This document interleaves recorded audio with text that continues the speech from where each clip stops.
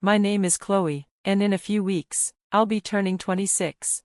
For the last 4 years, I've been living at home with my parents, in the same house I grew up in. After I graduated college with a business degree, I had plans, big ones. I thought I'd move into my own apartment, start building my adult life, maybe even decorate my own little space and have friends over on weekends. A lot of my friends have already done just that. They've moved into their own apartments, some by themselves, some with roommates. But me, I'm still here, still in my childhood bedroom, still waiting for the life I imagined.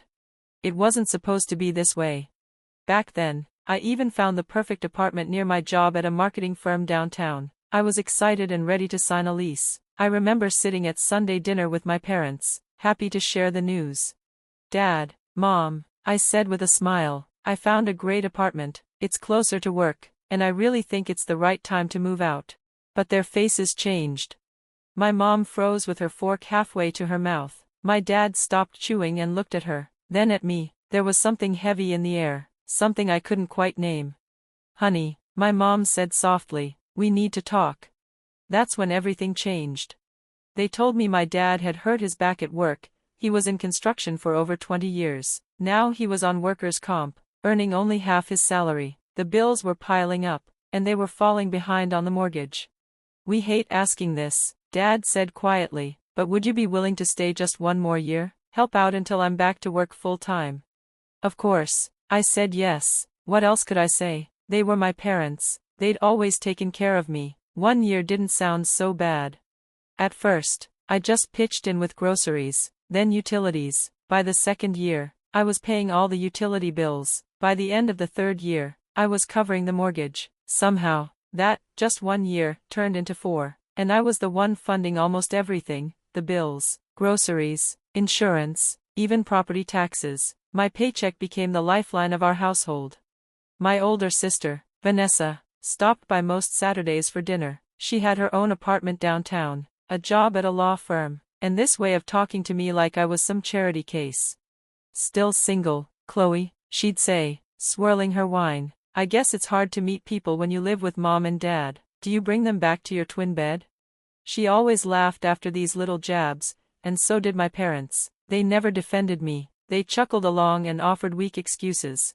"Oh Vanessa, don't tease your sister," Mom would say, smiling as she said it.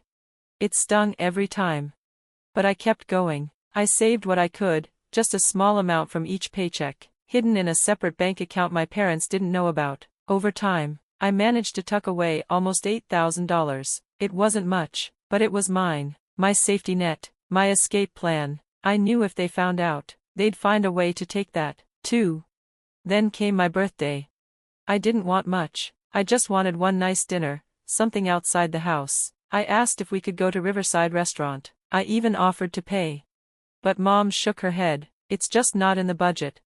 Dad added, "All your money goes to the house. We're counting on that."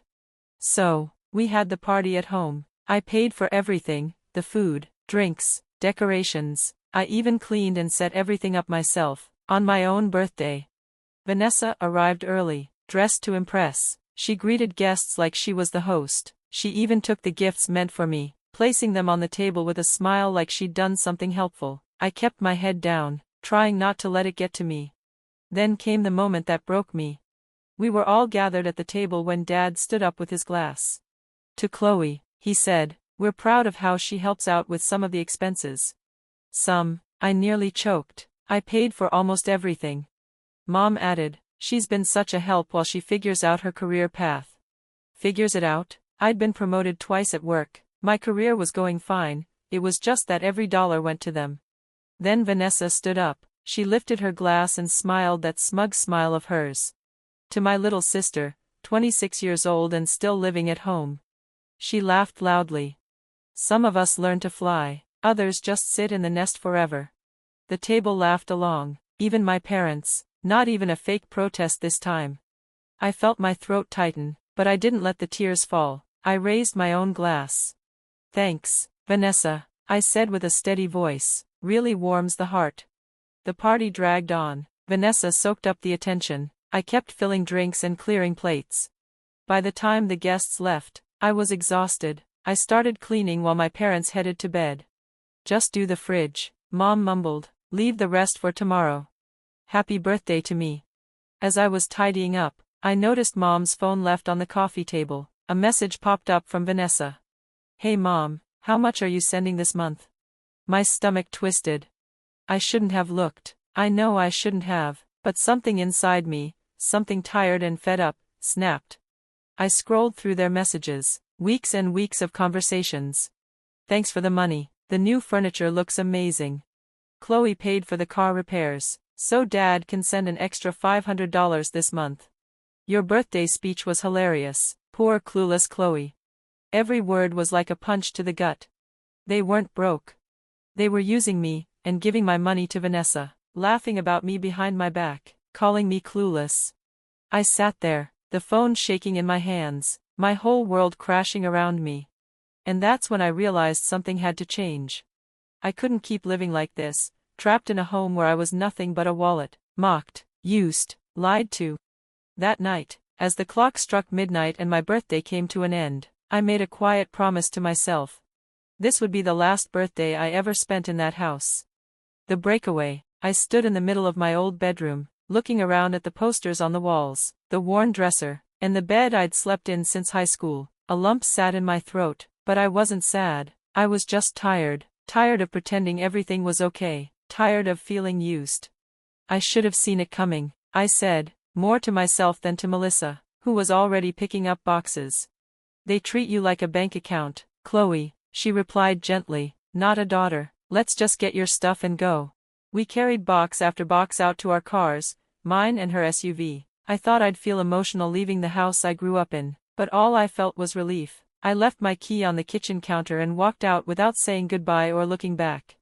Melissa's place was small but cozy. She shared it with a moody cat named Oscar and had already made up her guest room with a futon and clean sheets. That night, we sat on her balcony, eating pizza as I told her everything, how I had paid the mortgage, utility bills, groceries, even car repairs for my parents for the last 4 years, how they always acted like they were barely scraping by, and worst of all, how I'd recently discovered that a lot of that money had been secretly going to my sister Vanessa, for her apartment, her furniture, her vacations. They made me feel like I owed them, I said quietly, like I was some failure who had to repay them for raising me.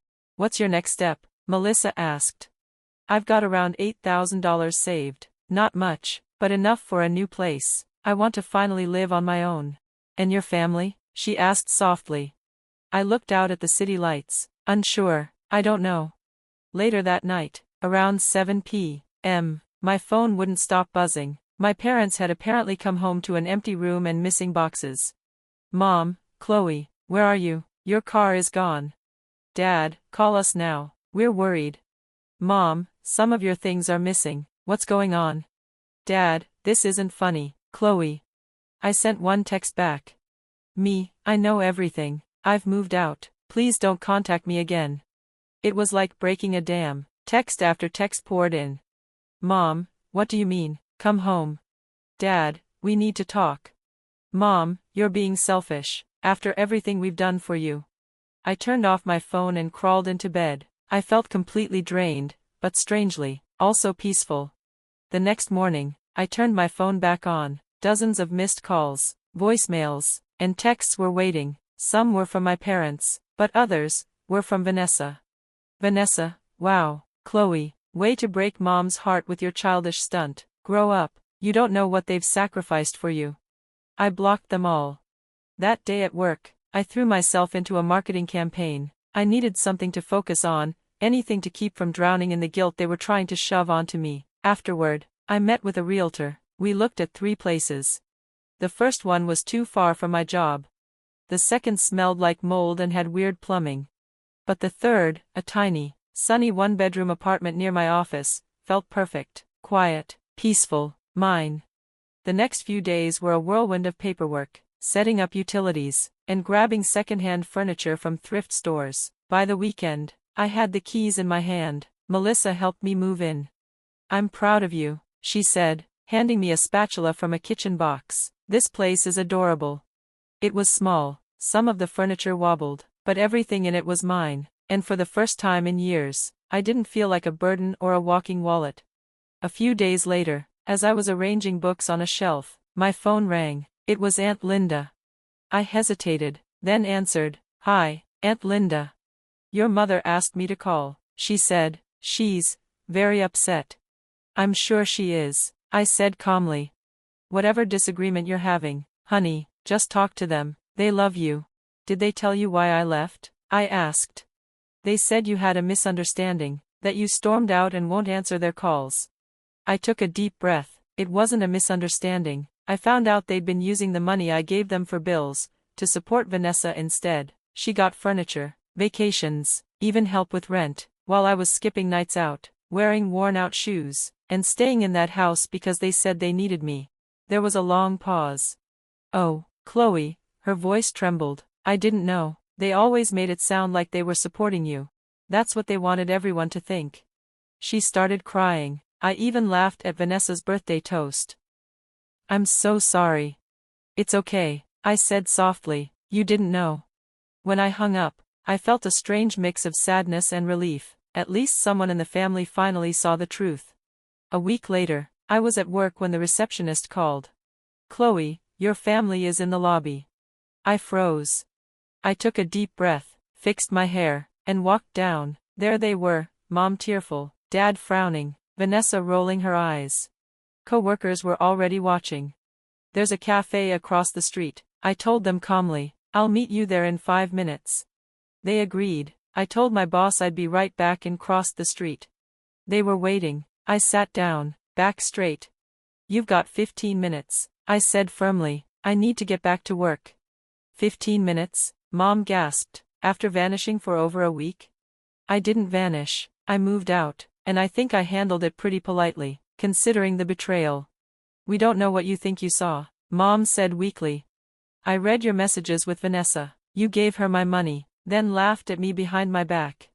Vanessa turned pale. Dad stared at the table.